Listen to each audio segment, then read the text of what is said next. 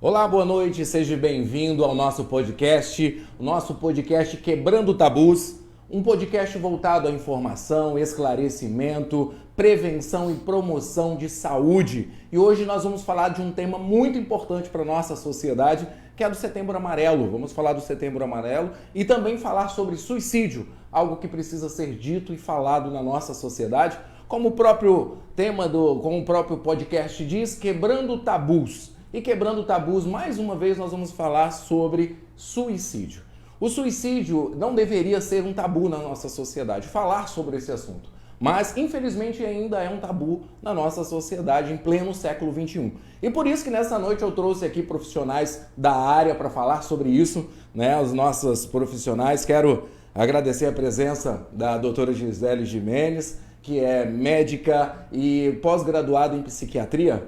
Boa noite, doutora. Boa noite, é um prazer estar aqui com vocês nessa noite para falar sem tabus sobre esse tema tão importante. Fico muito feliz pelo convite, já muito grata. Tenho certeza que a gente vai conversar sobre coisas muito importantes aqui hoje. Também nós temos aqui no nosso estúdio a psicóloga clínica Vanesca Lara. Boa noite, Vanesca, tudo bom? Boa noite, Johnny, tudo ótimo. É um prazer estar aqui com a doutora Gisele e você para falar desse tema tão relevante, né, sem nenhum tipo de tabu e levar informação de qualidade e ciência para a sociedade. Mas as pessoas às vezes ficam me perguntando o que é o Setembro Amarelo, por que existe o Setembro Amarelo?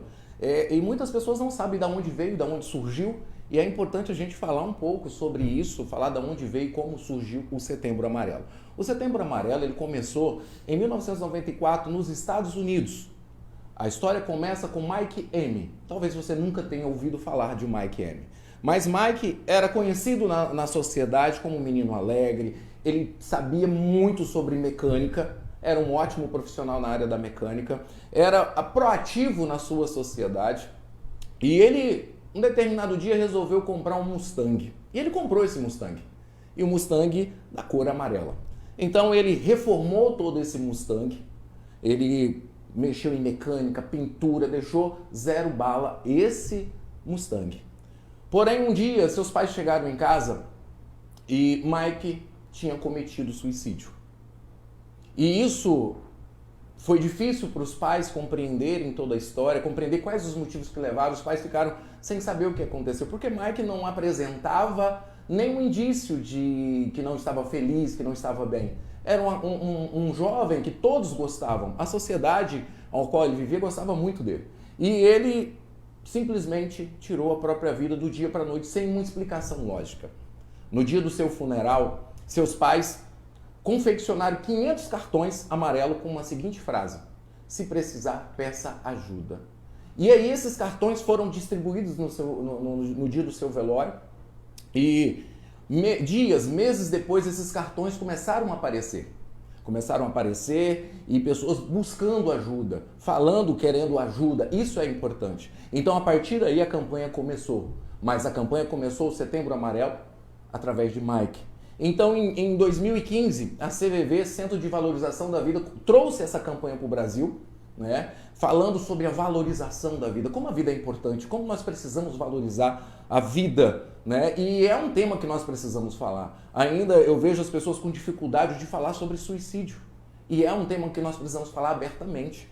Hoje, segundo a OMS, morrem por ano cerca de 800 mil pessoas. Isso podemos dizer que é uma pandemia. É um número assustador, né? Um número assustador. Enquanto nós conversamos aqui, segundo a própria estimativa da OMS, enquanto nós conversamos aqui, a cada 45 segundos, uma pessoa comete suicídio.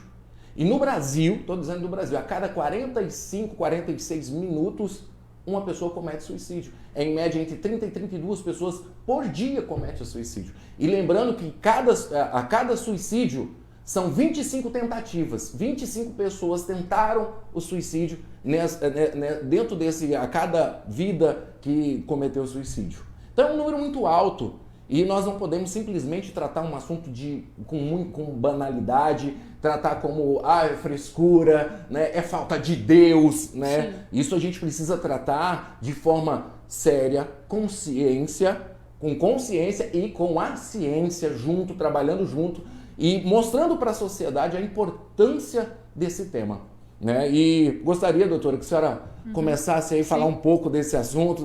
Vanessa, pode ficar à vontade também, tá bom? Vamos começar aqui. Vocês têm liberdade.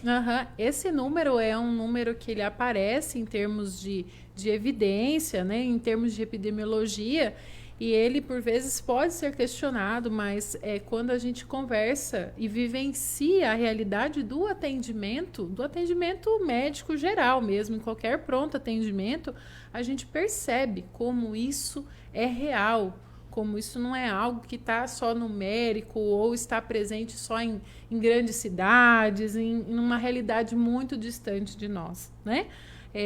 Todos nós aqui já vivenciamos em serviços de atendimento esse número de pessoas chegando por tentativas de suicídio, né, de fato, por ideação, planejamento ou tentativa de suicídio, né, que são fases diferentes aí, né, em termos de risco também, né? E às vezes as pessoas perguntam para a gente, bom, se esse número ele é tão grande assim, quais são os fatores de risco, né, para uma pessoa cometer suicídio? Em que condições que isso pode estar presente, né?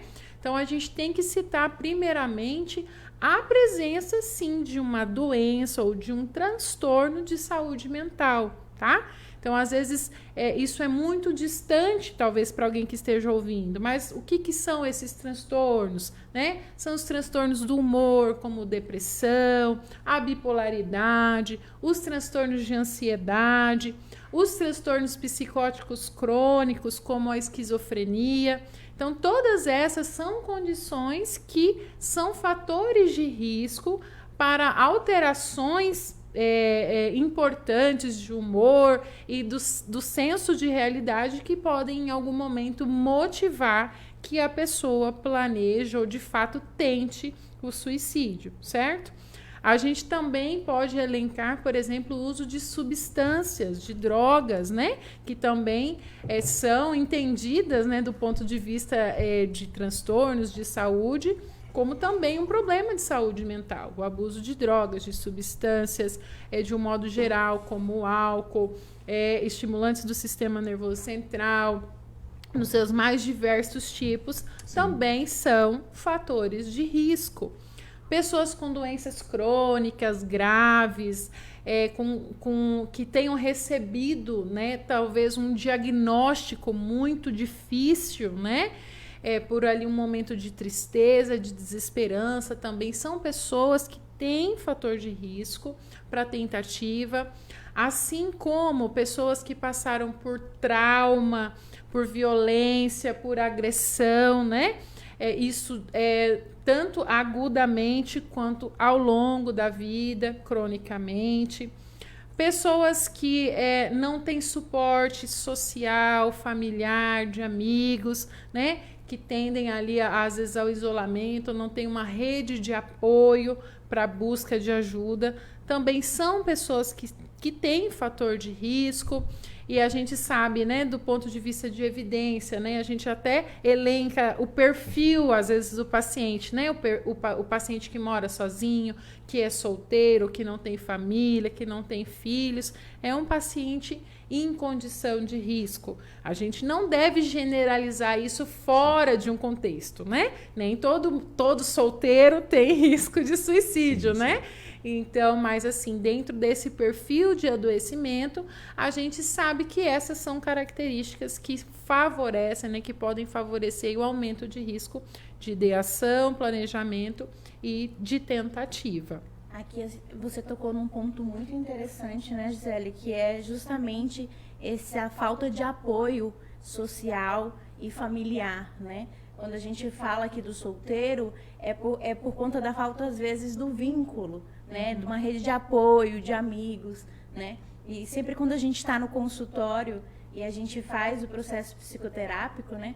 A gente elenca pilares para essa pessoa entender que ela precisa cuidar da saúde mental dela, né? E para que ela tenha saúde mental, um dos pontos é ter vínculos afetivos estáveis, estabelecidos, né? É ter essa rede de suporte, né? Porque o suicídio, quando a gente entende por que uma pessoa, né, ela vai cometer o suicídio, por que ela opta por essa via, né? É porque ela é muito forte ou porque ela é fraca? Nenhum e nem o outro, né? Exatamente. Quando uma pessoa opta por suicídio, é uma via desesperada mesmo, né, de se livrar da dor e da angústia, né?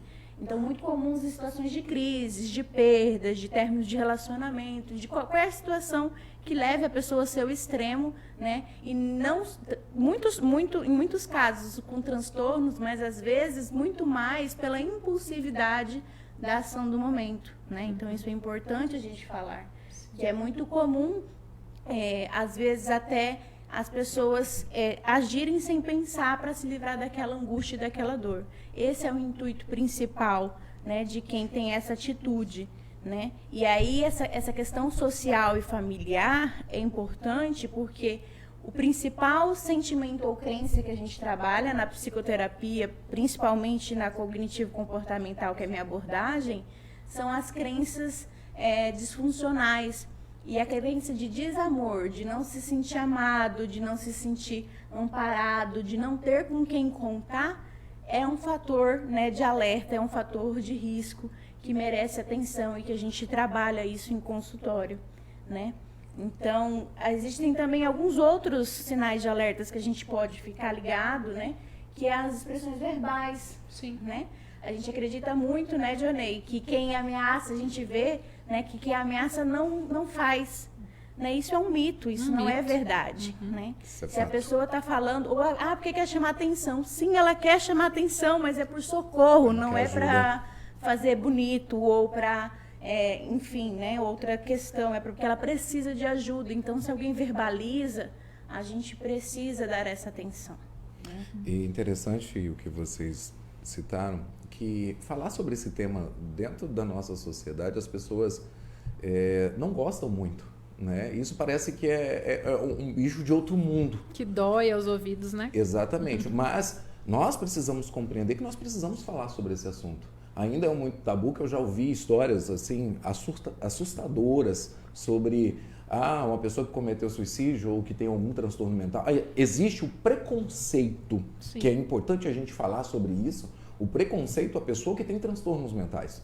Existe um preconceito muito grande na nossa sociedade. E esse preconceito, a gente precisa parar com isso.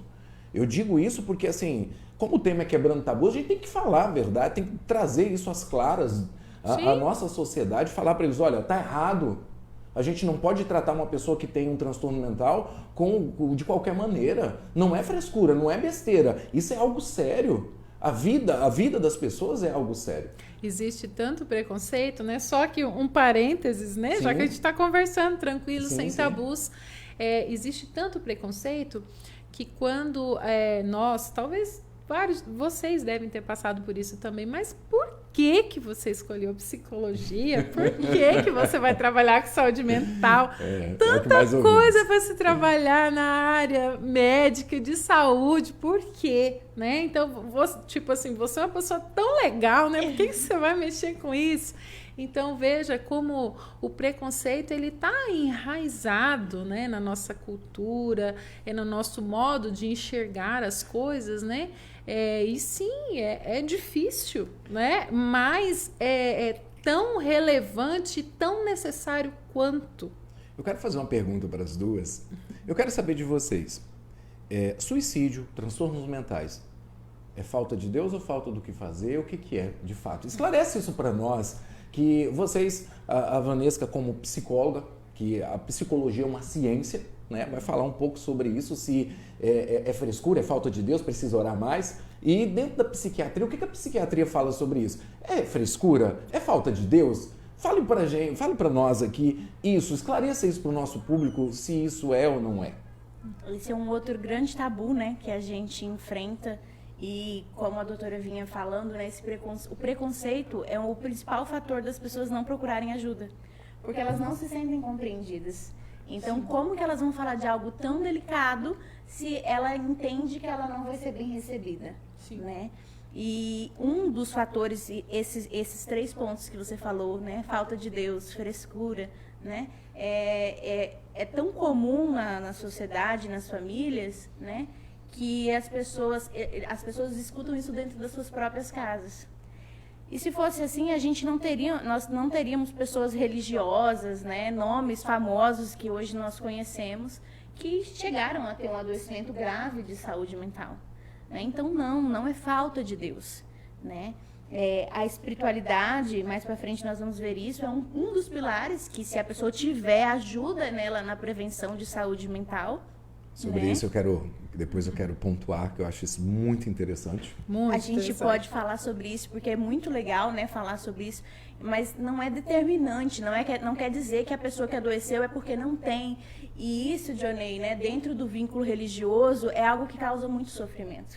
Sim. Porque quantas vezes, com conhecidos ou dentro do consultório mesmo, né, sem quebrar nenhum tipo de sigilo, mas a gente vê a realidade de pessoas religiosas que sofrem, que se cobram por estar adoecidas mentalmente, né, por estar pensando, elas nem se permitem falar, apesar de sentir e de viver, né, essa realidade do adoecimento e do suicídio, do pensamento suicida, mas elas não se permitem porque na igreja é muito recriminado, porque ele vai para o inferno, ou porque ele não ama a Deus, não confia em Deus o suficiente, porque se ele confiasse, ele não ia pensar isso, né? E aí a gente lembra que a pessoa, quando ela está com esse pensamento, ela está fragilizada. Né? Ela está num desespero tremendo. Extremamente vulnerável. Vulnerável. Né? Então, não é porque ela quer, né? Então, não é falta de Deus, né? Não é frescura. Né? A gente vê muito na família mesmo, né? É muito triste, porque a família deveria ser o primeiro a acolher esse familiar, né? Que fala que isso é frescura, né? Porque tem hora que está bem e tem hora que já não está. Já não está, né? E é assim mesmo. Eu tenho uma frase famosa no consultório que eu falo que o transtorno mental, né? O problema de adoecimento, ele é uma montanha-russa, assim como a vida. Não é uma linha reta que está todo dia igual. Tem dia que nós estamos melhores e tem dia que estamos piores. A gente tem que lembrar que nos dias ruins a gente volta a subir, né? E que nos dias bons que a gente também vai passar pelas dificuldades, né? Então, é entender que a gente vai passar por dias que a pessoa vai estar melhor, né? E tem dias que ela vai estar num estado mais agravado. Isso não é frescura, né? Isso não é falta de controle. Né? Isso é um adoecimento que precisa de ajuda e de tratamento. Sim. E já fazendo gancho para a gente falar sobre a espiritualidade, né? A gente entende de fato, né, que não existe isso de falta de Deus, que a gente... Engraçado, né? Por exemplo, você não ouve falando isso em relação ao infarto, né? Infartou porque tem falta de Deus, falta né? de Deus. Perfeito. Mas se talvez a pessoa estiver deprimida aí, mas nossa, a pessoa tem tanto, né? É ingrato, né? Isso é confundido com ingratidão, com falta de Deus. E a gente sabe, isso é consenso, né? E, enfim, é bom a gente falar sobre isso, mas é claro que não é falta de Deus. E a gente sabe, sim, do papel extremamente importante e relevante que a espiritualidade tem nesse processo de melhora e também de adoecimento. A gente tem uma sub-área da psiquiatria que, inclusive, estuda, né, a espiritualidade perante os problemas, os transtornos de saúde mental e o impacto que a espiritualidade tem nos indivíduos. Então, a gente sabe, por exemplo, por estudos, por evidência, que a gente tem os pacientes com melhora, né, com perspectivas, por ter um grupo de apoio espiritual, por frequentarem, por exemplo, uma comunidade religiosa, por terem fé, um motivo de seguir, né? Então, a gente sabe o quanto a espiritualidade é relevante nesse sentido, nesse aspecto, né? Para as questões da saúde mental. Mas, infelizmente, ainda, por outro lado, a gente tem essa questão cultural, né? Que às vezes associa o adoecimento com uma falta de espiritualidade de Deus, quando a gente sabe que isso não é verdade. E para vocês entenderem, vou relatar um pouquinho da minha história, talvez, acho que a Vanessa já conhece um pouco da minha história. Quando eu tinha 17 anos, eu tentei suicídio. Hoje, para mim, é muito fácil falar sobre esse assunto, né? Falar sobre esse tema, para mim, é muito fácil. Eu fico imaginando, às vezes, se eu tivesse conseguido, será que hoje eu poderia falar sobre esse assunto, né? Será que há 22, 23 anos atrás, quando eu tentei, que já é difícil hoje, imagine há 20 e poucos anos atrás, como que era ser um jovem, adulto, com ideações e pensamentos suicidas. Não culpo minha família por nada, porque às vezes eles tentaram fazer alguma coisa, mas eu mesmo posso ter não falado por medo, por não se sentir bem, os outros vão pensar o que de mim, né? Hoje é fácil falar sobre isso, mas falar sobre esse assunto, quando a gente vive, é mais delicado, é mais difícil. Muito mais. Né? A família às vezes pode não entender, pode não compreender tudo isso, mas é importante que a gente possa falar sobre isso. E importante de toda essa conversa, o esclarecimento é importante, falar sobre espiritualidade é importante. Até vou voltar nesse ponto que eu acho interessante, mas aqui a espiritualidade ajuda muito, né? Até foi um período que eu busquei ajuda espiritual. Isso me ajudou muito, né? Eu não busquei ajuda psicológica, porque há 20 e poucos anos, se hoje já é difícil a gente buscar ajuda psicológica, quando precisa, ou psiquiatra. Se falar que é psiquiatra, doutora. Não, psiquiatra eu não vou, eu não sou doido. E às vezes falar assim, não, você está precisando de acompanhamento psicológico. A pessoa interpreta isso como algo pejorativo, uma ofensa. E não deveria ser. Isso deveria ser assim, poxa, a pessoa está preocupada comigo, poxa, a pessoa quer o meu melhor. Né? Então nós precisamos acolher. Em meio a tudo isso, o acolhimento, o amor ao próximo é fundamental. E eu entendo, quando se fala de espiritual, eu não entendo o ser humano só biopsicossocial. Eu entendo o ser humano como biopsicossocial e espiritual. É fundamental isso. Hoje a ciência já fala muito sobre o espiritual. A gente não pode descartar e nem tirar. Porque às vezes a religião ela ajuda trazendo esperança para esse indivíduo.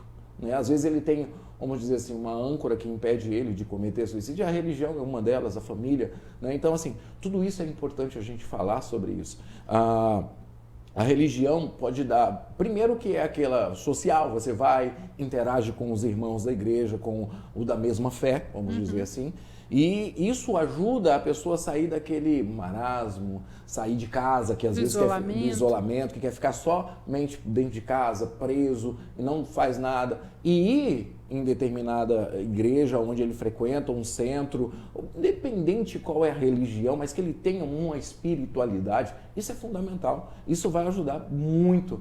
E eu sempre, como psicólogo também, eu sempre oriento os meus pacientes o quê? Olha, não esqueça, frequenta alguma igreja, frequenta, continue indo, vá lá.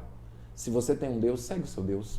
Se você tem os irmãos, vai lá, participa mais com os irmãos. É fundamental. Aí o pessoal fala assim, mas um psicólogo falando isso? Isso é muito legal você trazer, Então, assim, o psicólogo falando isso, como assim, não misturo. Uma coisa é você misturar, eu querer converter a pessoa à minha religião. Outra coisa é eu reforçar que ele deve ir na religião dele, se ele tem uma fé, uma crença. É importante que ele frequente a igreja, que ele frequente o centro, que ele frequente o terreiro, independente de onde ele frequenta, ou a casa espírita, enfim, eu não sei. Mas é importante que ele esteja nesse local, que ele compactue da vida dele com os irmãos. Isso vai dar uma esperança, vai trazer esperança para esse indivíduo. Reforça o senso de pertencimento, né? Exatamente. E todos nós temos necessidade de pertencimento, de pertencer a algum grupo, de ser valioso para alguém. E são pessoas também que te verão, né? Por exemplo, a gente ensina a avaliar sinais de alerta. E parte disso é perceber mudanças de comportamento, de atitudes, de despedida, sinais de despedida, preocupação ou fala de morte, se não tem ninguém ao lado dessa pessoa, se ela não convive em nenhum grupo familiar ou religioso, quem é que vai olhar? Quem é que vai ver que a pessoa está nesse comportamento de risco e esse sinal de alerta? Ninguém vai ver, né? Então veja o quão é importante até por esse ponto também. Então esse é um ponto muito interessante, né? E acho importante a fala do Dionei, porque na nossa classe profissional, os psicólogos são muito julgados quando eles usam a religião, né? Porque a gente é ensinado que tem que se separar muito bem as coisas e que não pode se falar de religião em terapia. E realmente tem que ter muita ética e muita boa conduta para fazer isso, porque ali o intuito não é dizer que Deus cura, que Deus salva, que Deus liberta, porque esse é o discurso lá da religião, né? Mas para entender que a religião é um dos pilares, dos 4 pilares que nós falamos, o bio, o psico, o social e o espiritual, que vão ajudar o indivíduo a se estabelecer e ter o suporte necessário, né, para que ele tenha qualidade de vida.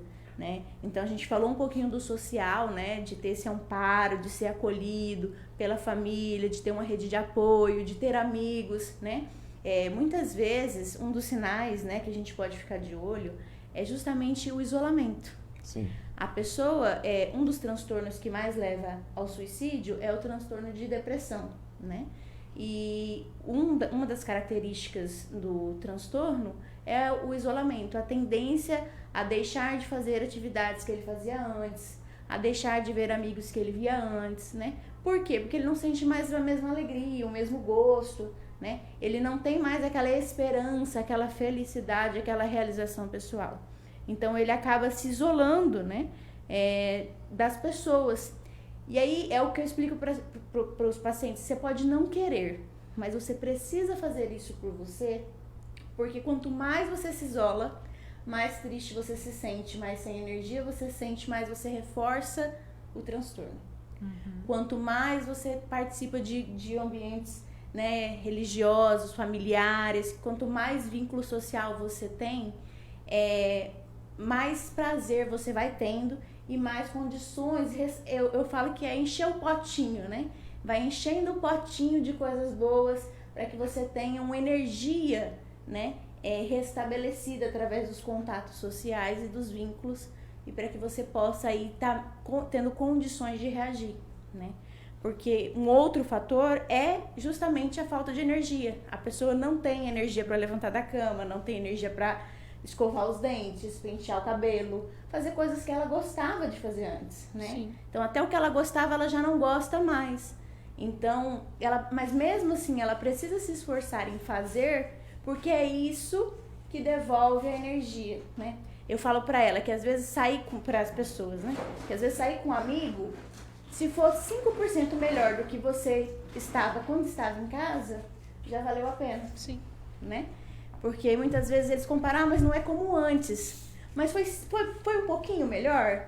Foi, do que tá em casa. Então já é um progresso, né? E é esses pouquinhos que a gente vai enchendo, né, esse pote de bem-estar, que a gente vai restabelecendo, né, a nossa condição de saúde mental, né? E eu acho importante também a gente acrescentar que tudo isso que a gente está falando aqui são pilares de melhora, são princípios, na verdade, né, em que qualquer indivíduo precisa para estar bem. Mas, por vezes, se a gente identifica que, apesar disso ser real na vida da pessoa, né, dela ter apoio social, familiar, vida financeira estabelecida, ainda assim, se a gente tem manifestações de saúde mental, do humor, enfim, as mais diversas, e isso implica em qualidade de vida e coloca a pessoa em risco, essa pessoa precisa buscar ajuda. Ela precisa buscar tratamento. Eu acho que a gente precisa falar sobre isso, sobre a pessoa buscar tratamento. E nem sempre é o próprio indivíduo que vai identificar, né? A gente às vezes está falando talvez com familiares aqui, de pessoas que estão nessa situação, mas o indivíduo mesmo não está ouvindo, a pessoa que está doente não está ouvindo. Então, às vezes, quem nota é quem está próximo, e quem está próximo precisa buscar ajuda, precisa levar para avaliação médica, para atendimento psicológico, para rastreio de outras condições clínicas, metabólicas, que também podem cursar com alterações do humor, que também podem deixar a pessoa deprimida, ansiosa, enfim, né? A gente precisa buscar essa avaliação técnica, porque a pessoa, na condição de vulnerabilidade, de adoecimento, ela não tem discernimento, muitas vezes, para perceber que ela está numa situação muito ruim. Então, a gente precisa falar sobre isso. E, às vezes, a gente sabe que as condições não são favoráveis, né? A gente poderia citar locais, né, aqui que a pessoa poderia buscar ajuda. A gente tem como porta de entrada, né, a rede de atenção básica. Às vezes a pessoa diz, eu não tenho dinheiro. Gente, toda a unidade básica de saúde, né, da sua cidade, onde você estiver ouvindo, a equipe ela deve estar, né, aberta, receptiva para atender qualquer condição de saúde, inclusive de saúde mental. Então, esse talvez seja o primeiro caminho, né? É importante, doutora. Foi muito bem pontuada essa questão de buscar ajuda na rede de apoio. Tanto é que em 2019, no dia 26 de abril de 2019, foi sancionada a lei nacional, a Política Nacional de Prevenção à Automutilação e o Suicídio, que é a Lei 13.819 de 2019. É uma lei que eu achei interessante, independente de quem sancionou ou não, mas é uma lei muito bacana.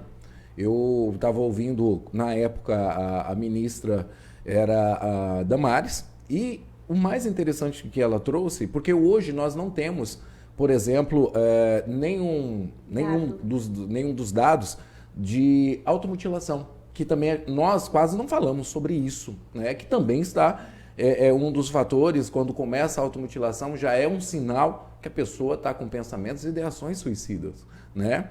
Então, assim, a gente entende que política nacional voltada para isso, que hoje tem a notificação compulsória, todos os agentes públicos, escolas, polícia, enfim, hospitais, clínicas, são obrigados a notificar isso ao governo. Para quê? Para que tenhamos dados o suficiente para criar políticas públicas de qualidade. Sim. Essa lei, eu achei muito interessante que primeiro, ela molda uma coisa, ela quer conhecer a situação, ela quer mostrar, peraí, eu preciso de dados para mim fazer uma política pública de qualidade. Adequada, né? Adequada para cada região, que isso é importante a gente observar, cada região também, né? Então, com esses dados, se pode criar políticas públicas de qualidade, né? E essa lei 13.819 é uma lei sensacional para isso.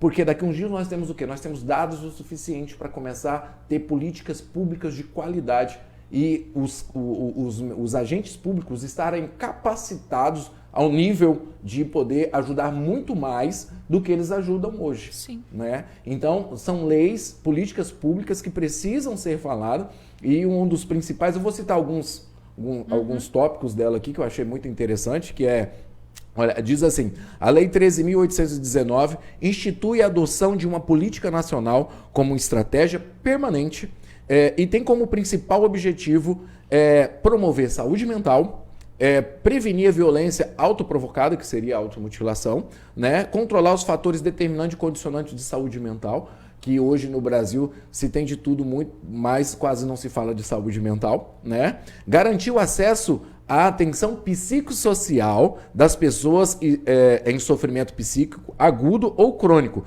especialmente aquelas com históricos de ideações suicida, automutilação e tentativa de suicídio, né? Abordar adequadamente os familiares e as pessoas próximas das vítimas de suicídio e garantir assistência psicossocial. Olha, isso é papel do governo federal, é papel das instituições dar esse apoio dentro dessa rede, né? Informar e sensibilizar a sociedade sobre a importância e a relevância de lesões autoprovocadas como problemas de saúde pública passíveis de prevenção. E para gente, só para vocês entenderem um pouco mais, promover a educação permanente de gestores, de profissionais de saúde e de todos os níveis de atenção quanto ao sofrimento psíquico e às lesões autoprovocadas. Isso é importante, leis como essa é importante para ajudar a nossa sociedade, para ajudar aqueles que precisam. E ficar claro, pelo que vocês já disseram aqui, e ficou muito claro que suicídio, problemas psicológicos, não é falta de Deus. Sim, são problemas de saúde extremamente graves, potencialmente graves para o próprio indivíduo, para a família, para os que estão próximos, né? De uma forma geral, que geram prejuízos imensuráveis do ponto de vista social, né? Então imagina aquela criança que fica sem o seu pai, sem sua mãe, porque cometeu suicídio, que presenciou suicídio. É também uma questão de necessidade contínua que a sociedade cobre estrutura de saúde para atendimento. Eu sempre falo com os meus alunos, eu tenho muitos alunos e sou muito grata também por essa parte da minha profissão, sobre eles olharem os serviços de saúde mental. E eu falo isso com maior tranquilidade aqui também no podcast hoje. Vocês já olharam a estrutura do CAPS da cidade de vocês, né? Sim. Eu tenho a oportunidade de conhecer muitas cidades do Brasil e onde eu passo, que eu vejo, eu até brinco, olha lá, mais uma casa velha alugada para o CAPS, porque é o que se tem de estrutura. Então, enquanto em outros setores a gente percebe investimento real, estruturação de verdade, para a saúde mental restam as casas velhas alugadas, né? Nada contra uma casa alugada, né? Uma forma da gente expressar essa falta. Mas não para só por aí. Eu falo também que falta equipes de saúde, falta medicamentos disponíveis na rede. Uma pessoa hoje, se precisa de um medicamento para tratamento de um transtorno mental, uma depressão, uma esquizofrenia, ela precisa passar por um procedimento moroso de solicitação de medicação de alto custo. Não é fácil, não é automático chegar lá e já consegue na maior parte das cidades, né? Não está facilmente disponível. E até que a gente tenha essa condição pública de saúde, realmente nós vamos continuar assistindo a cada dia familiares, amigos nossos, com planejamento e, às vezes, conseguindo tirar a própria vida. Então, nós pensar sobre isso de uma forma mais profunda. Onde eu posso agir, onde eu posso cobrar, o que eu posso fazer. Porque não é um problema que está longe de nós, ele está muito perto, por vezes dentro da nossa casa, e a gente ainda não percebeu o quão importante que é isso. Por isso que é tão importante esse debate que a gente está tendo aqui, né? Porque através do que a gente vai falando, a gente tem a oportunidade de abrir esse debate dentro das próprias casas, né? E abrir, também fazer a conscientização, que é um dos objetivos da lei, a psicoeducação, né? Tanto de profissionais, mas também de pessoas comuns, para que elas possam se munir de informação e que, através de informação, exijam que seus direitos sejam garantidos, né? Exijam que tenham atendimento para esse familiar que precisa. E a gente falava onde buscar ajuda, né? É importante a gente reforçar. Então, na rede de atenção básica à saúde, sim, no CAPS, né? Que é o Centro de Atenção Psicossocial, né? Quando, por exemplo, se tem um caso de risco, a pessoa está tentando, né, ou ela tentou, é o pronto-socorro que leva, né? Você não vai esperar no outro dia para levar para, sim, o psicólogo, né? O imediato, a ação imediata é levar para o hospital, para o pronto-socorro. Por quê? Muitas vezes essa pessoa precisa ser medicada, né, para que ela possa ser contida, até para que ela não se coloque em risco novamente, sim, né? Porque ela pode vir a tentar novamente. Né? Então, isso é muito importante. E a gente também tem os canais de comunicação, né? O CVV, que é o 188, né? Sim. Que é um número de um canal direto onde você liga para você falar a respeito disso. E lá tem profissionais, né, que vão estar acolhendo essa escuta, né? Hoje a gente tem também na nossa cidade as clínicas escolas, né, que muitas vezes, né, tem o suporte dos professores, né, para poder ajudar essa equipe que está em formação ou até mesmo direcionar essas pessoas a um atendimento especializado, né? A gente falou aqui do preconceito, né? Acho que a psiquiatria vê o preconceito com a psicologia vê com a psiquiatria. Né? Porque chegar lá, tem gente que prefere tomar medicação, né? Mas chegou lá, falou que tem que ir pro psicólogo, falou, não, eu não tô doido, é uma ofensa, se sente muito contrariado, a gente vê muita resistência para procurar ajuda, né? E aí falar sobre isso, falar que não é só pessoas com transtornos mentais que fazem terapia, né? Eu tenho uma frase famosa que fala que quem faz terapia é quem reconhece que tem um problema e quer resolver o problema. Exatamente. Né? Não quem é adoecido mental apenas. Porque é uma maneira de você criar estratégias para lidar com aquilo que está te doendo. Sim. Né? E assim também é o tratamento psiquiátrico. Né? Muitas vezes eu falo para os meus pacientes, você vai precisar da medicação sim, porque a medicação que às vezes vai amenizar, vai controlar, vai fazer um tratamento para que você aprenda, né, ter condições e comportamentos que vão impedir que você volte para aquele estado, né, ou para que você saia daquele estado. Então, o tratamento combinado é muito importante, né? E a gente entende que o acesso às especialidades médicas no geral, né, não só da psiquiatria, hoje a gente está falando aqui sobre isso, mas o acesso, por vezes, é limitado. Muito. Mas a gente precisa entender que, do ponto de vista de resolução clínica, a maior parte das condições de saúde, cerca de 80% pelo menos, né, é preconizado que seja avaliado, resolvido, solucionado lá na atenção básica, certo? Então, sim, o médico generalista deve e pode identificar sinais e sintomas de adoecimento psíquico, mental, assim como cuida de hipertensos sem necessariamente ser cardiologista ou diabéticos sem ser endocrinologista, porque esse atendimento primário inicial ele é feito lá no primeiro atendimento, no atendimento básico. E por vezes é quem está em contato frequente com o paciente, que acompanha, que conhece aquela família, conhece aquela área. Então, sim, a gente precisa desmistificar, né, essa busca de atendimento. Às vezes as pessoas ficam esperando muito tempo por um atendimento e não buscam quem está mais próximo, e devem buscar quem está mais próximo, quem está acessível, se for ali dentro do que pode ser tecnicamente resolvido, prescrito, indicado pelo aquele profissional, ele vai fazer, senão aí sim ele vai também encaminhar a outro profissional dentro da especialidade. Mas o que não deve ser feito é ficar negando a condição, esperando, adiando, procrastinando, esperando aí que às vezes é uma desculpa, né? Sim. Eu não fui porque eu não consegui, né? Mas na verdade a pessoa está adiando resolver isso, ou não está aceitando resolver essa condição, e aí gera também entraves ali individuais para essa busca de ajuda. Mesmo fato com o atendimento psicológico.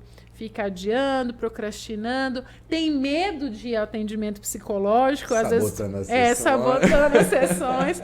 Às vezes, quando eu indico, olha, psicoterapia, não é medicação, é psicoterapia. A pessoa sai assim, às vezes até alguns saem frustrados. Você fala, mas nossa, mas como assim o atendimento psicológico não tem que tomar um remédio?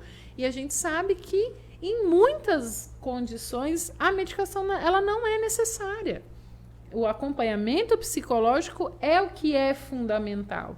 Então, precisa de buscar essa avaliação para que, sim, receba as orientações adequadas e também sejam identificadas condições de risco. De fato. É importante a gente identificar essas condições de risco, porque, segundo os estudos da própria OMS, as mulheres tentam mais, né? Mas os homens são os que mais morrem por suicídio. Por que as mulheres tentam mais? Por que os homens conseguem morrer, eles se matam mais? Porque conhecem os meios de como fazer isso, né? Usam força, né? Usam de meios mais agressivos. Efetivos. E outro detalhe importante a gente ressaltar é que nós, homens, nós temos uma coisa chamada orgulho, né? Que nós não queremos dar o braço a torcer, nós não queremos mostrar que nós choramos, nós não queremos mostrar que eu estou pensando sobre suicídio, que eu estou triste, porque se eu mostrar isso, o que as pessoas vão pensar de mim? Né? Isso, os homens em si pensam dessa maneira. E quero trazer isso aos homens que se abram, que falem sobre o assunto. É importante que a gente fale. Tá doendo? Tá com a dor aí dentro? Tá pensando em suicídio? Não tá feliz? Há mais de 2 semanas que tá triste? Fala com alguém, busca ajuda. Isso a gente precisa deixar claro para os homens. Para de ser orgulhoso. Entenda que ajuda se pede. Se você pedir ajuda, as pessoas vão te ajudar. É aquilo que nós estamos falando. O preconceito é tão grande que os homens, se for falar com alguém, falam, esse aí é fraco. Né? Então, os homens acabam não falando sobre esse assunto. Os homens são os mais prejudicados. Eles podem estar passando por diversas situações, mas eles estão ali, firme e forte. Aparentemente, firme e forte, né? Aparentemente. Mas só eles sabem quanto que está sofrendo. O quanto que eles estão sofrendo. Quanto está doendo. É momento de nós, homens, buscar ajuda e deixar bem claro que, olha, eu preciso de ajuda, me ajuda. Então, esse é o momento da gente quebrar essa barreira na nossa sociedade, parar com esse, vamos dizer, esse machismo que não leva a lugar nenhum e deixar claro para a sociedade, olha, eu sou homem, mas eu preciso de ajuda. Antes disso, é um ser humano, né? Um ser humano. Um ser humano cheio de emoções, de passado, né? De traumas, de construções, né, de significados que precisam ser trabalhados. Então, se você tem, independente de homem, mulher, raça, né, credo, se você tem um problema de saúde mental, procure ajuda, né? Fale com alguém, expresse que você não está bem e que você precisa de ajuda, né? Mas se você já está pensando em morrer, né, e às vezes não só em morrer, pensando em sumir, em dormir, não acordar mais. São frases, né? Muito comuns, né? Eu só queria desaparecer, que tudo sumisse, né? Um pensamento assim, mas todo mundo já teve um pensamento que queria sumir, né? Que queria dormir. Num dia muito ruim, né? Isso. Mas se isso é recorrente, se isso dura mais de 2 semanas, como o Dionei falou, né? Se isso é persistente, né? Se está associado com outros sintomas, como a falta de esperança, ou seja, não vê mais objetivo no futuro, né? Não vê mais graça na vida, né? O isolamento, a perda de interesse pelas atividades, né? Uma situação, né, de sofrimento, ou uma perda, ou um desemprego, ou problemas financeiros, né? Então, tudo isso são sinais que a gente observa e que se está te fazendo sofrer, né, de uma maneira persistente, já tem algumas semanas e não passa, é um motivo de procurar ajuda, né? E o quanto antes fazer isso, melhor. Por quê? Você vai esperar chegar num transtorno, né? Porque antes do transtorno, muitas vezes, tem uns episódios que são passageiros, né?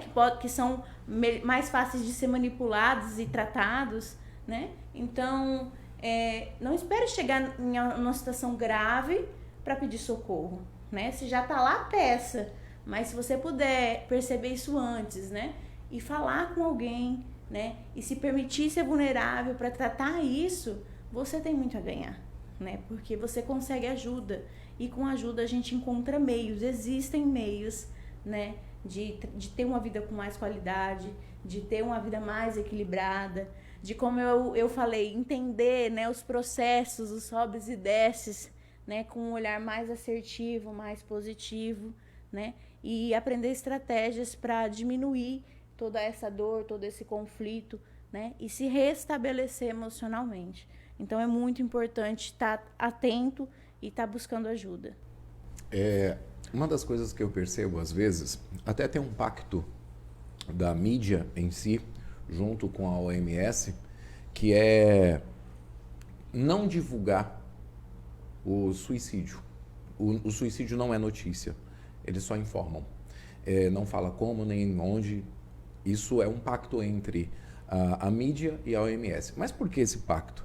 As pessoas às vezes não entendem, mas esse pacto aconteceu porque em 1800 e alguma coisa, não lembro a data muito certo agora, um autor escreveu um livro. E esse livro tinha como o coadjuvante, o ator principal desse livro, era um jovem Werther. E esse livro foi muito vendido na época, só que era um conto romântico, a qual Werther se suicidava. Olha a história. E nesse período houve o que hoje é conhecido como o efeito Werther. O que é esse efeito? Um livro um livro muito conhecido, muito lido. As pessoas começaram a imitar o Werther e cometeram suicídio igualmente, da mesma maneira. Hoje, quando nós vemos uma pessoa da mídia que acaba cometendo suicídio, quase não se fala, justamente para evitar o máximo que nós podemos para que outras pessoas não cometam. É importante a gente entender que quando a gente divulga isso,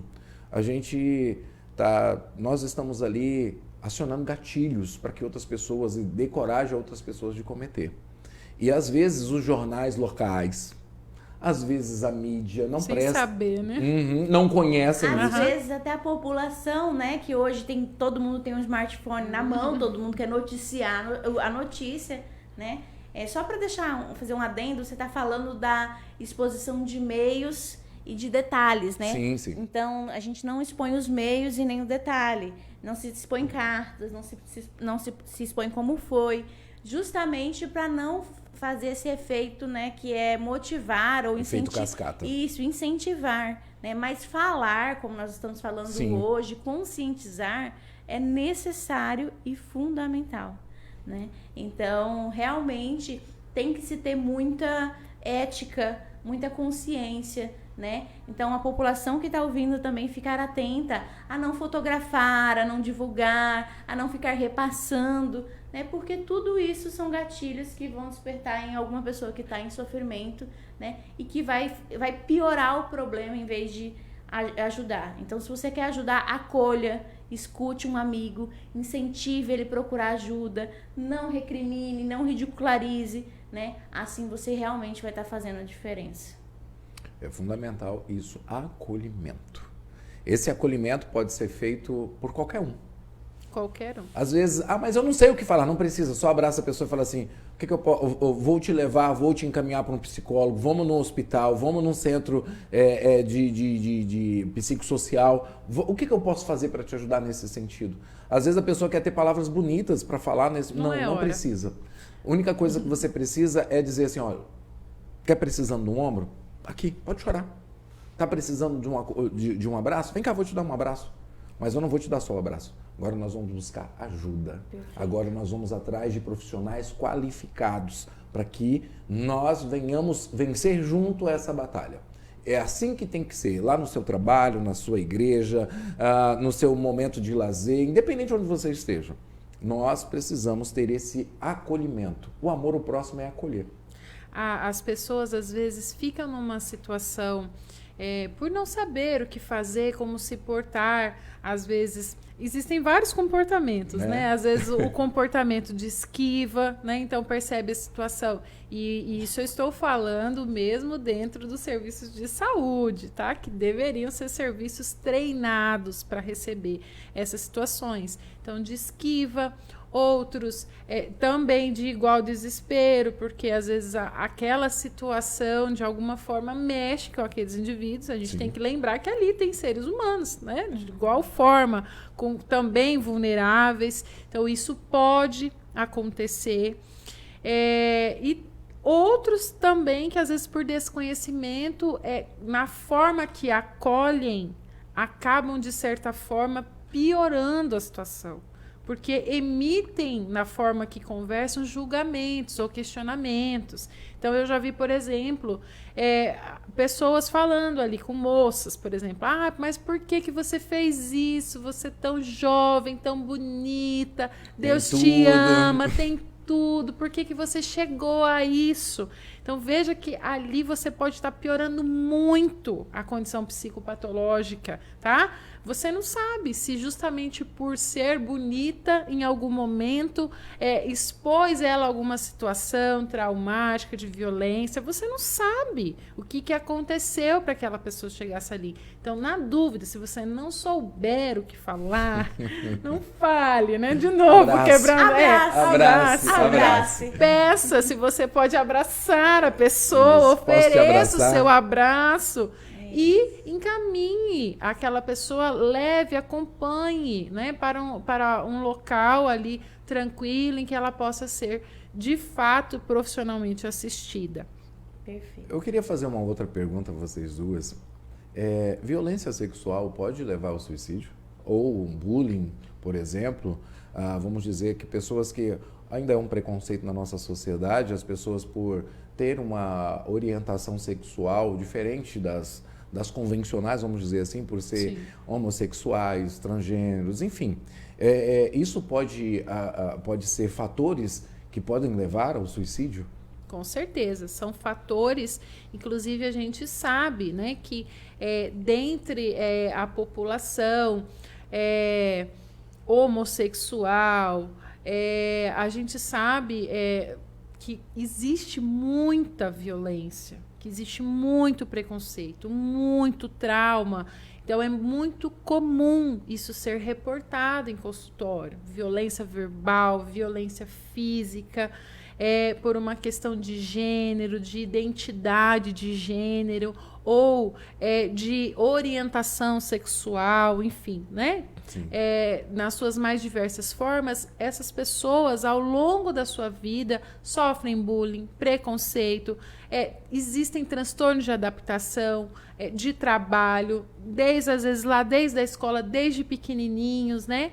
Então, sim, essas pessoas, elas estão sob o risco por também terem risco de adoecimento maior do que quando se compara a uma população, a um indivíduo que não sofreu preconceito, que teve uma família acolhedora, que não sofreu violência física, verbal, sexual, das suas mais diversas formas. Então, com certeza, são atos ainda muito presentes de forma discriminação, né? A gente estava esquecendo aqui, discriminação étnica, racial, cultural, religiosa.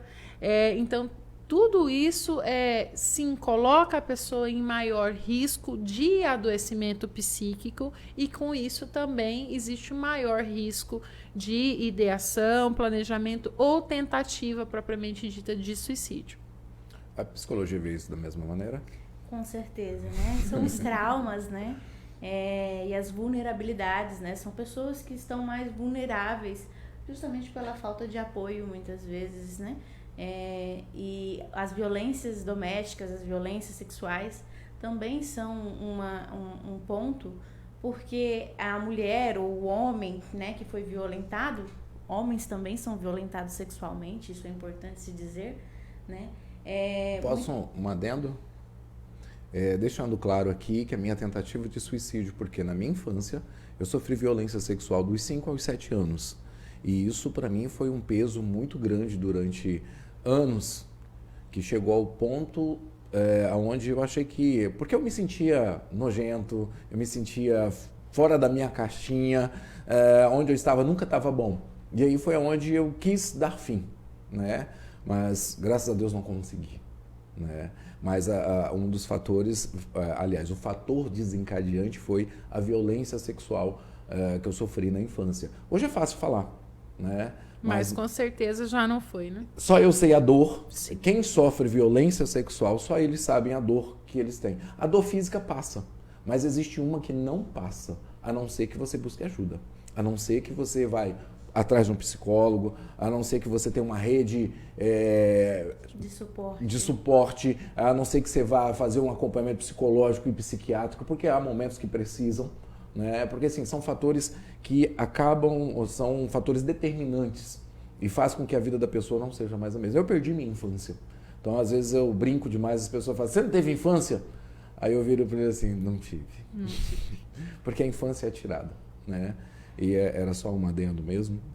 É importante você trazer, né, Dionei, já que você compartilhou conosco, né?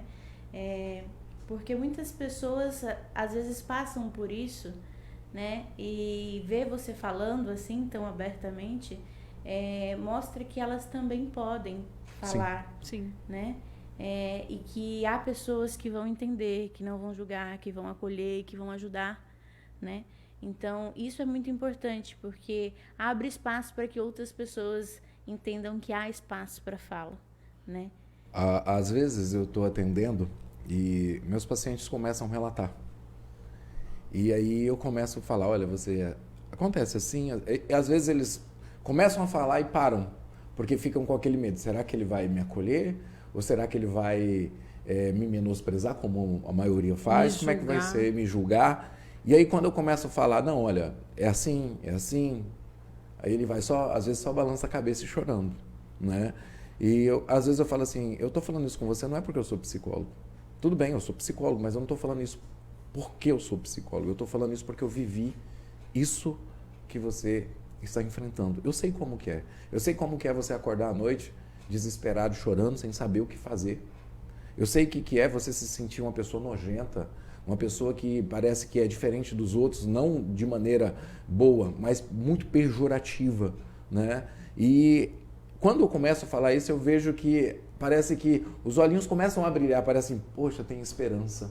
Se ele que passou por tudo isso, e passou por violência sexual, teve a tentativa de suicídio, ele superou, hoje é psicólogo, hoje está falando sobre esse assunto, isso se chama resiliência. É isso que eu quero trazer para todos, é resiliência. É fácil? Não. Só eu sei a dor. E quem passou por isso sabe a dor que é viver violência e às vezes não poder falar. E muitas vezes a pessoa que passa por isso, ela se coloca na situação de culpa. Essa é a pior parte. Sim, porque às vezes a vítima ela não fala porque ela acha que ela é culpada. Existe ali uma inversão de papéis em que ela se coloca, não, eu fui abusado, ou eu sofri violência porque eu busquei, eu procurei, eu tive culpa, parcela da culpa, enfim. O que a gente também precisa tratar, né, do ponto de vista psíquico. A pessoa se coloca naquela situação de culpa que não existe, que não é real. Então, talvez a gente esteja falando para pessoas que estão nessa situação hoje e a gente também precisa aqui reforçar e estimular que não, a vítima ela não é culpada e que ela deve sim buscar ajuda e que ela pode superar desde que ela busque esse apoio que é necessário para que ela restabeleça a sua condição de saúde.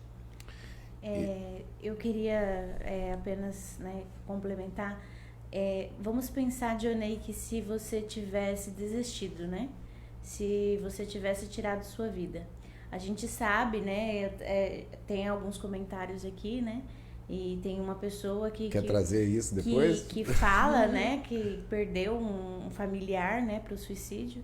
Então, a pessoa que tenta o suicídio, ela não atinge apenas a própria vida. Sim.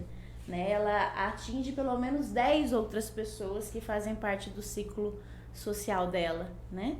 E aí a gente pensa assim, se você tivesse desistido, né? Será que hoje, né? Hoje você não teria chegado aqui. Você não teria, né, construído sua família, tido seus filhos, se tornado um profissional, um empreendedor, né? E através da tua dor poder ajudar outras pessoas, né? Então, muitas vezes, se você desiste agora, você não vai conseguir, você não vai conhecer a versão que você pode tirar de si mesmo a partir da dor, né? as ressignificações que você pode fazer, que pode te construir alguém muito mais fortalecido, né? Então não desista da vida, porque não é fácil, eu acredito, né? Passar por tantos traumas e dores, mas depois de tudo isso, com ajuda, com suporte, a vida é a vida abundante e a vida de qualidade quando a gente encontra ajuda. Hoje eu posso ver, é assim, como é que eu posso relatar a tamanha alegria que eu tenho de viver? Às vezes eu fico pensando bem assim, cara, e quando eu morrer, como é que vai ser? Né? Porque a gente um dia vai morrer, todo mundo vai morrer. Vão perder muito, né? E aí eu fico pensando assim, cara, e os meus filhos, né? E como é que, e a minha família, como é que vai ser tudo isso? Como é que eles vão se virar depois disso? Então, assim, hoje eu tenho uma visão assim, eu quero fazer de tudo para não morrer, mas precisamos cuidar da saúde também. A gente quer que demore. A gente quer, mas a gente não sabe nunca quando vai ser o dia, a hora, mas a gente faz de tudo para viver. Hoje eu busco o quê? Uma qualidade de vida melhor. Hoje eu busco fazer aquilo que eu gosto, né? Apesar de... É que eu sempre falo, mas você esqueceu tudo e tal, tudo. Eu sempre falo assim, não esqueci, porque eu sempre estou falando sobre o assunto. Mas eu entendo o seguinte, eu tenho algumas cicatrizes no braço aqui, que eu fiz algumas cirurgias. No período que eu fiz a cirurgia, doeu demais. Hoje não dói, mas toda vez que eu olho tem cicatrizes. E assim a nossa vida também, vai ter as cicatrizes. Então, mas tudo isso foi uma construção para mim ser quem eu sou hoje. Sim. Então, a esperança existe e nós não podemos perder essa esperança. Essa esperança tem que continuar viva. E para isso que nós estamos falando sobre esse assunto tão importante, para trazer esperanças às pessoas, para mostrar para as pessoas que não é o fim, né? Tem muita coisa para ser vivida ainda. E nós estamos aqui como profissionais de saúde, como psicólogos, psiquiatras, enfim, estamos aqui até mesmo às vezes como um amigo, que a gente às vezes não pode atender os nossos colegas, né? E aí a gente vai, não, aqui pode, o que você precisa? Não, vamos caminhar junto, vou te indicar o fulano aqui, ó, esse cara aqui é bom, esse também é bom. Então a gente sempre quer o melhor para os nossos amigos, para aqueles que a gente ama, e a gente consegue identificar e ajudar. Às vezes eu falo bem assim, olha, o que eu puder fazer, quem me conhece sabe, o que eu puder fazer para ajudar outras pessoas, não quero dinheiro, não quero nada. Dinheiro é bom? Mas só que, sabe o que é gostoso? Eu tenho alguns pacientes que às vezes eu olho assim, que tentaram o suicídio e eu começou a fazer acompanhamento e aí hoje eu olho para a vida deles assim, totalmente diferente.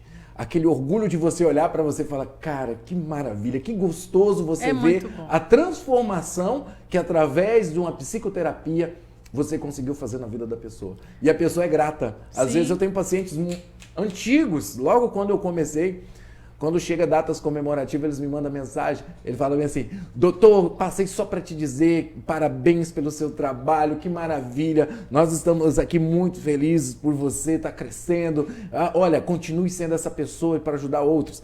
Não existe satisfação e nem gratificação maior que essa. Eu acho que é a melhor parte de ser profissional. Né? Essa é a melhor.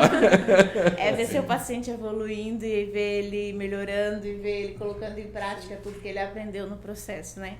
E aí é onde a gente vê que vale a pena, né, trabalhar pela causa, porque é difícil também, né, para os profissionais de saúde, lidam com muitas situações desgastantes no dia a dia, mas vale a pena, Sim. né? Vale a pena trazer fôlego de vida para as pessoas, né? E eu sempre falo, elas são a principal ferramenta. Se não tiver participação delas, não funciona, né? Mas poder saber que você faz parte de um pouquinho dessa história é algo que realmente é gratificante. São duas satisfações, né? Só para falar aqui um pouquinho. A satisfação de quando a gente recebe alguém que tomou decisão, porque é muito legal, é muito bonito você perceber que a pessoa entendeu a sua situação e de que ela buscou ajuda, que é o principal passo. Então, essa é a primeira grande satisfação. E a segunda grande satisfação é quando a gente consegue dar alta para a pessoa. Não tem nada melhor que isso. Eu comemoro toda semana os meus pacientes que recebem alta, isso, né, em diversas condições clínicas que eu atendo, né, não só de saúde mental, mas é muito bom perceber, conseguir perceber a evolução na vida daquele ser humano, que ele está melhor, que ele está vivendo com maior qualidade de vida. Então é muito bom perceber esse crescimento e com certeza é o principal ganho que nós temos nessa área. Eu fico feliz de ver tudo vocês falando sobre isso, essa satisfação, que não tem nada melhor. Mas uma coisa que eu quero dizer também é que tenho alguns pacientes meus que fazem acompanhamento com algumas de vocês e eu vejo assim o trabalho excelente que vocês fazem. Né? Às vezes eu mando alguns pacientes para a Vanesca, né? Isso é interessante. E eu vejo o trabalho que vocês fazem. São trabalhos sensacionais. Quero parabenizar vocês pelo trabalho excelente de vocês. Né? Uma das coisas que eu vejo em vocês é assim, a humanidade. Como vocês são humanos com os pacientes. Às vezes o paciente fala, tô lá com fulano de tal. Olha, ela é excelente. Ou às vezes eu faço alguns encaminhamentos e falo assim, olha, ela é boa, né? Eu falei, então, por isso que eu te indiquei. Então, assim, são coisas que a gente vai vendo, assim, o quanto não é só... A gente trabalha, obviamente, a gente quer pagar nossas dívidas, enfim. Mas a gente não faz só por dinheiro. O amor está envolvido no cuidado com o nosso paciente, a atenção com ele, todo esse cuidado com ele faz mais diferença. Olha, eu posso dizer para você, agora vou falar um negócio para vocês. Esse cuidado com os pacientes, às vezes, faz mais diferença do que o próprio acompanhamento. Sim. O acolhimento é tão fundamental isso, esse rapó ali, no momento ali de acolher, é tão bem acolhido, que às vezes ele fala assim, eu quero voltar de novo lá naquela doutora. Olha, eu quero ir lá na psicóloga de novo. Foi muito bom. E isso é o quanto que vocês fazem o trabalho de vocês com amor. Né? Também, eu estou dizendo de vocês, mas eu conheço N profissionais, né? Sim. E todos muito qualificados. E isso é bom. Não fazer só por dinheiro, mas fazer por amor. Cuidar da nossa população. Né? Só para a gente já encaminhar para o final, vocês querem deixar algum recado para quem está nos ouvindo? Falar um pouco o que vocês querem falar para quem está nos ouvindo? Uma mensagem, um alerta, alguma coisa, vocês têm liberdade. Tudo bem, então, assim, já que finalizando, despedindo... É uma pena. Uma pena, a gente poderia ficar conversando bastante aqui hoje, já conversamos tantas outras vezes, né? Não no podcast, mas aí pela vida profissional. Eu fico muito feliz de estar tendo a oportunidade de falar sobre esse assunto tão abertamente. Sim, nós de fato concentramos muitas palestras, nós somos convidados no Setembro Amarelo, a gente se veste de amarelo, enfim. Mas isso não acaba por aqui, nessa conversa de hoje, nesse mês. O cuidado com a saúde, de um modo geral, é fundamental que a gente perceba essa necessidade diariamente. A gente precisa se cuidar diariamente. Então, é com continuidade, com frequência que a gente precisa buscar esse atendimento. Nem sempre a gente tem condições tão graves, né? Por exemplo, ao nosso ver, eu não estou pensando em suicídio, mas sim, eu entendo que eu estou em sofrimento psíquico, que eu preciso avaliar a minha condição clínica. Então, você precisa buscar antes que a situação se agrave. Né? A gente tem que lembrar que o essencial da saúde é promoção de saúde. A gente não precisa estar doente gravemente para buscar melhorar a nossa saúde.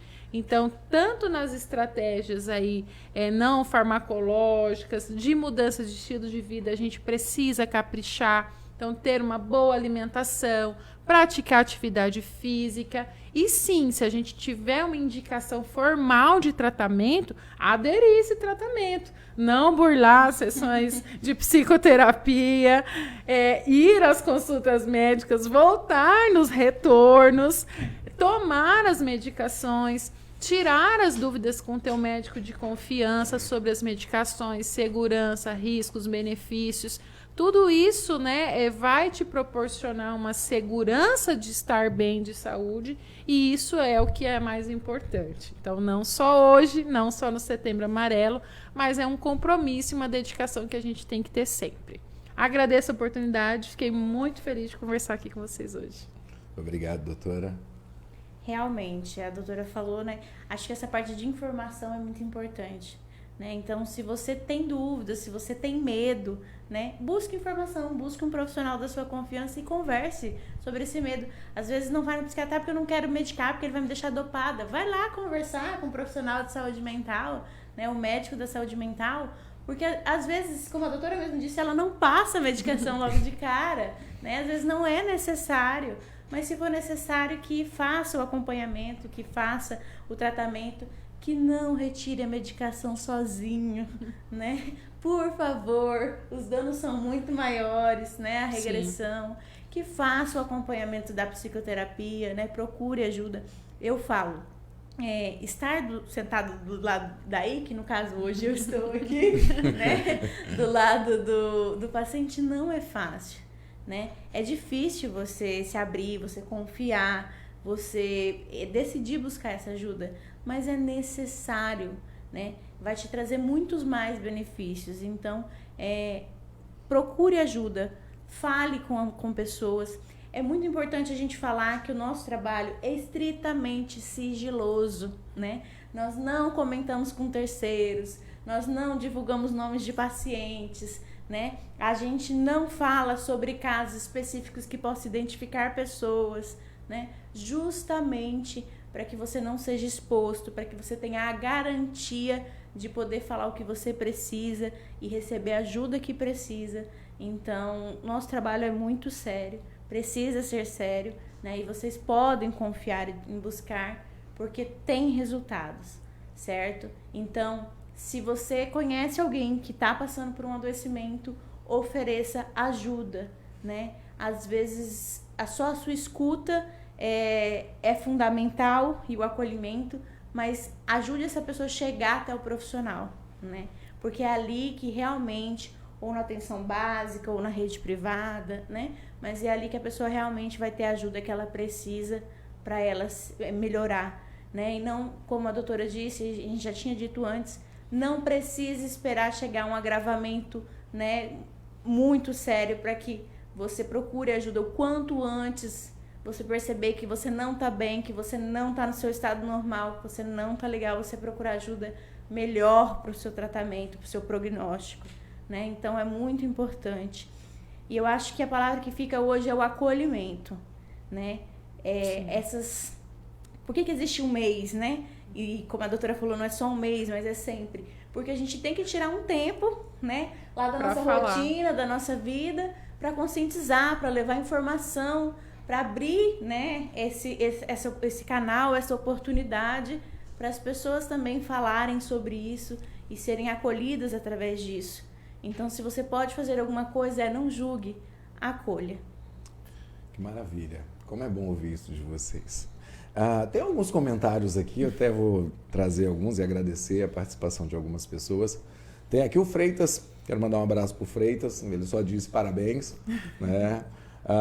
Também, Nilda Freitas, parece também suspeito já, né? Freitas, Pereira, são meus parentes. Os parentes não podem faltar no podcast.